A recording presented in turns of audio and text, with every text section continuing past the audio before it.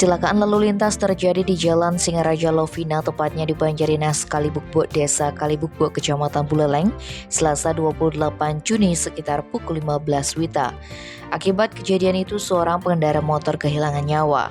Kasih Humas Polres Buleleng AKP Gede Sumarjaya memaparkan, kejadian bermula ketika pengendara motor bernama Wayan Santike melintas di jalan tersebut menuju Kalibukbo. Namun naas, belum sampai di tempat tujuan, pria yang berasal dari Banjarinas Peken, Desa Sangsit, Kecamatan Sawan itu mengalami out of control.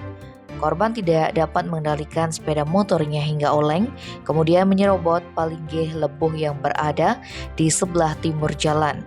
Akibatnya korban mengalami luka lecet di dahi dan dada dan dinyatakan meninggal dunia oleh tim medis Rumah Sakit Paramasi di Singaraja. Tim Bali Express melaporkan.